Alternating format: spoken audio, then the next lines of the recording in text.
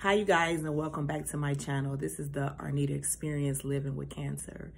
So today I'm going to answer 10 or 11 questions that I'm asked the most about my first surgery, and I'm going to reveal this photo.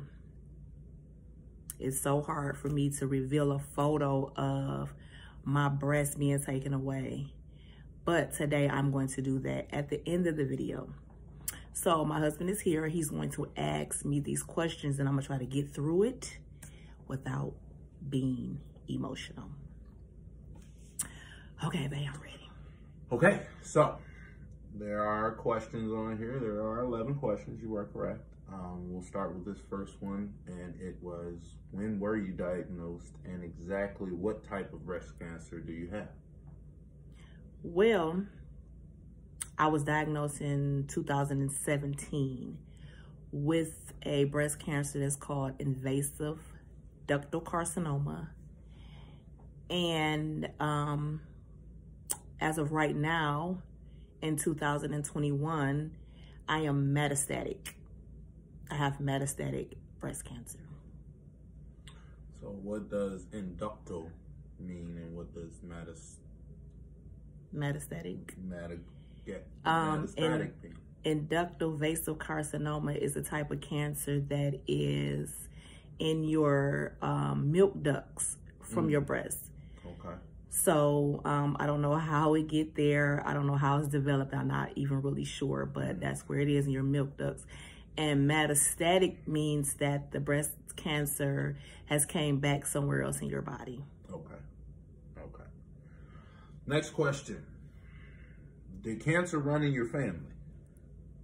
No, it did not. And it's so crazy that I was diagnosed with breast cancer, because it does not run in my family. I don't know anyone in my family that has had breast cancer. On my father's side, I do know of an uncle, a distant uncle, that had some sort of cancer, but I don't know what type of cancer that he had, because he passed away, and my grandfather that took care of him passed away as well.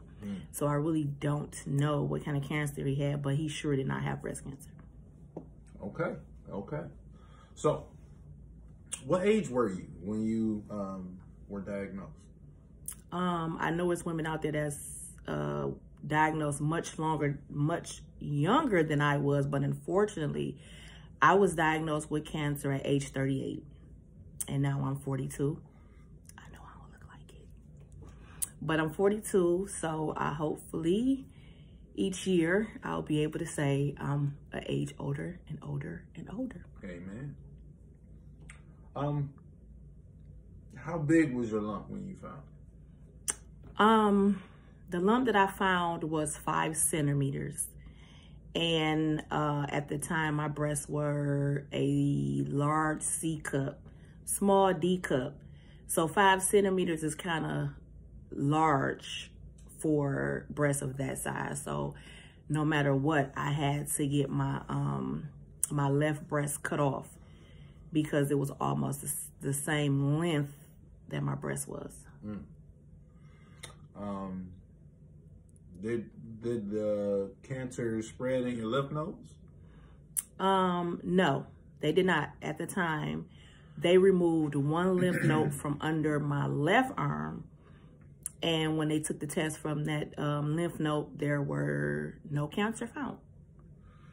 Did the removal of that lymph node cause anything that may be more,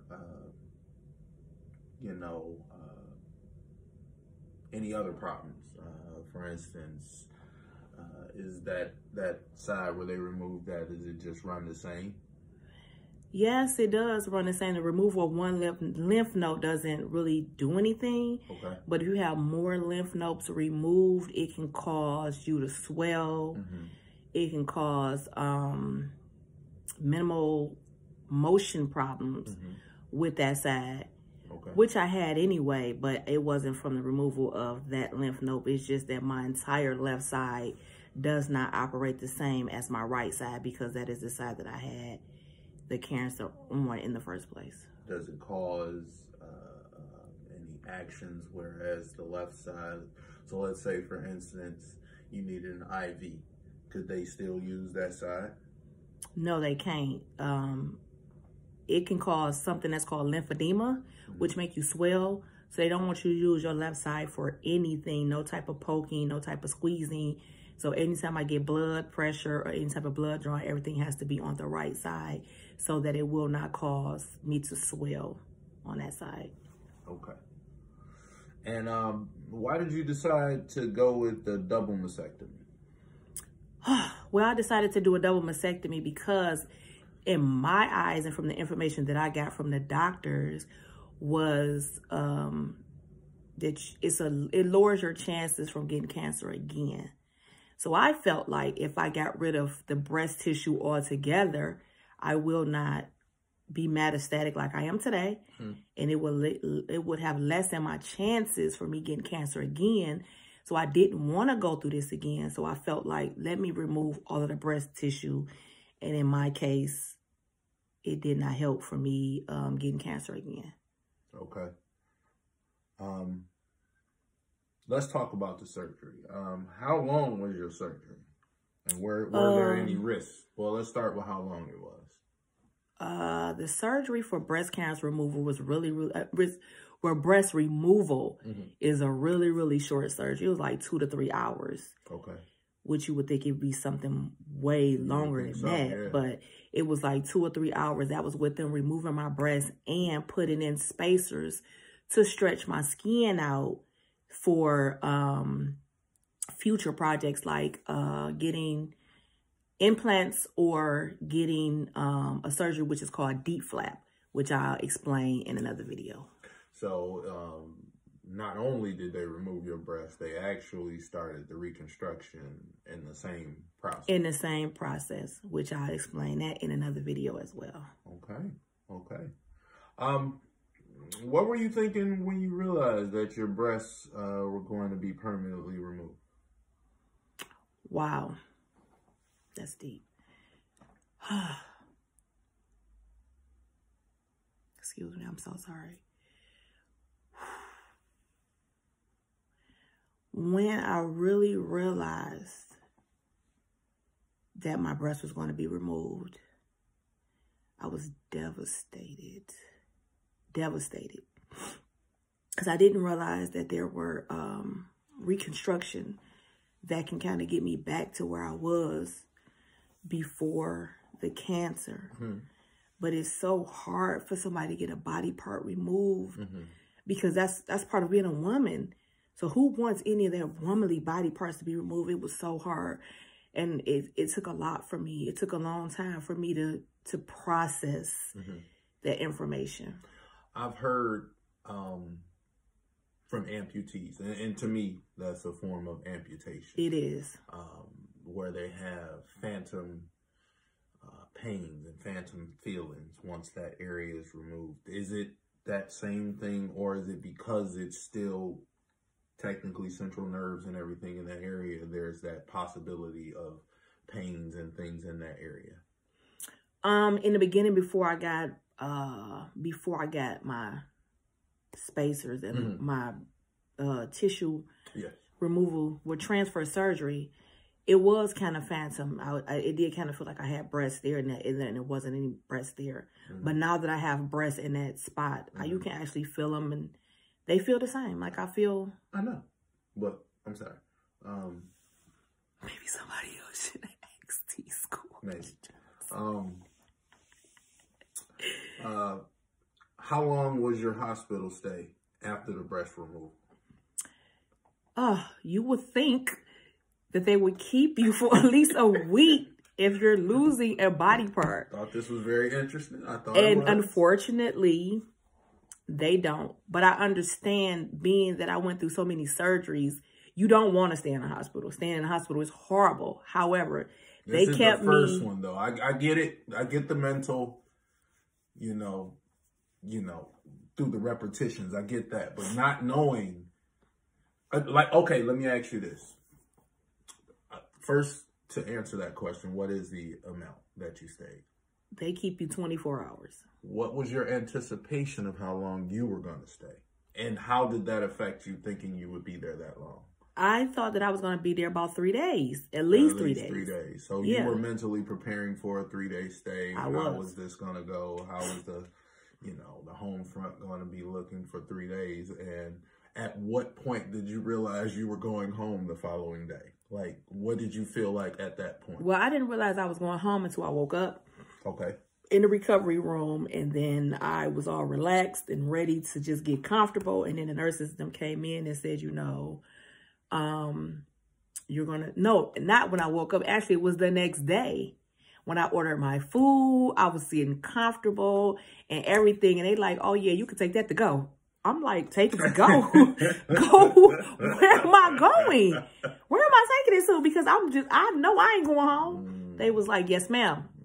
The surgery went fine. You don't have any, you didn't set up any type of infections or anything like that. So you good to go. So I'm like, you going to cut my tits off and then you going to send me home? That's exactly what they did. They keep you for 24 hours. And it is what it is. I packed my little lunch up and I got up out of there. Well, when they sent you home, how long were you down? So what I mean by down, before you felt like, I don't expect you to be 100%. I'm not saying where you got to 100%. I would say where you felt like I can do something without assistance. You know what I mean? How long was that downtime? If I could recall correctly, I think I was only down for like a week. You would think that having your breast or being an amputee or something, that you would be down for longer than that. But the surgery was so light. It's so crazy that I can say that now. The surgery was so light that I was only down for about a week. And then I was like up, moving around, doing things a little bit kind of normal. It was weird. Okay. Leading into this, there has to come a point where you have to go back to work. So what was that experience like? Was there a fear? Was there and by fear of, how people would look at me, a fear of what's been said about me since I've been gone, a fear of, am I going to will that same great care that my husband gave me at home, which, I gotta be honest, was remarkable. Will I have that same type of assistance and care, so far away? I'm not saying you work like 2 years away. I mean, 2 cities away, but technically you do work 2 cities away. Well, fortunately for me, my doctor set my treatment up a little bit different than some people treatment be set up. Okay. So after I got my breast removal, I waited they had me off of work for about, I want to say 6 weeks. And then after my 6 weeks, I went straight into receiving chemotherapy. Okay. So I didn't go back to work right away. And then after my chemotherapy, they had me, I went straight into my radiation. So I was off for a total of 9 months before I even went back to work. So when I went back to work, I had breasts. My expanders were stretched out so much that they were about the same size of my normal breast. So I didn't feel different in a way that people would notice that my breast was gone, because they didn't see that aspect of me when I went back to work. But when you have expanders in, and I'll post a picture of that too, your breast sits up perfectly. So they probably thought I had like some type of breast job or something like that, because my breast sit up perfectly. And it looked like I had, which they were very comparable to implants. So they probably thought I had implants. So I didn't feel like less than a woman that I didn't have breasts. But I mean, being off of work that long was a little bit scary going back after going through such a big treatment, and going through surgery and going through all of those treatments. It was kind of scary going back to work, because I hadn't been to work in 9 months. How long did you feel like, what was that length before you just felt like the ball was back rolling where you used to have it? Unfortunately, it never got back to that point for me at work. So at the time, I was a supervisor and I worked for one of the big three here in Detroit, Michigan. So at the time, I was a supervisor. And unfortunately, from the treatments and the way I felt and the way my body, because your body never returns to how it is. It's kind of comparable to when they say you change the engine in a car, the car would never run the same. After going through cancer and treatment after treatment after treatment, your body never runs the same. Your mind is never the same. Not saying that you turn into a mushroom or anything like that, but you're never the same. So I never got back to that place I was before I left work. So unfortunately, I had to step down. And with those changes that you're referring to, I would imagine there has to come to a point in time where you just have to accept what's going on. What is that like? When you say accept what's going on, what do you mean? Accept the fact that it's just not going to be the same. It's called my new normal. You have to adjust. You have to make the adjustments. You have to create a new normal. Because if you live in that area or that spot, you'll never be able to live your life. None of us know, even someone that's without cancer, none of us know when our day is. Absolutely. None of us have that day. So it's just that it seems as if that you're diagnosed with some type of disease, that your day is coming sooner than someone else, which you do not really know that. Unfortunately, most of the time it is. But that doesn't mean that somebody without a disease not going to pass away before you are. So you have to create a new normal. You have to be able to get in that space to where I'm going to live my life every single day. Sometimes you can't live to the fullest, but you have to live your life every single day. You have to push yourself and make yourself a little bit stronger every day, because you can't live in that dark spot, even though you're taking the dark spots probably more often than a normal or someone who's not fighting a disease. But you have to live in a new normal. You have to create a new normal. Living in a new normal. I think we can end it right there. Well, these were great questions. I'll leave you to your audience. Thank you. Well, let me know, guys, what you thought about the questions and answers from this video. And like I said, I'm going to reveal the actual picture of what I looked like after I got my breast removed. So I made it through. I didn't cry. It was a little bit emotional. And my husband is crazy. I say I probably need to ask somebody else ask me questions. But thank you guys for subscribing to my channel. And if you're new to my channel, please subscribe. This is our Anita experience living with cancer.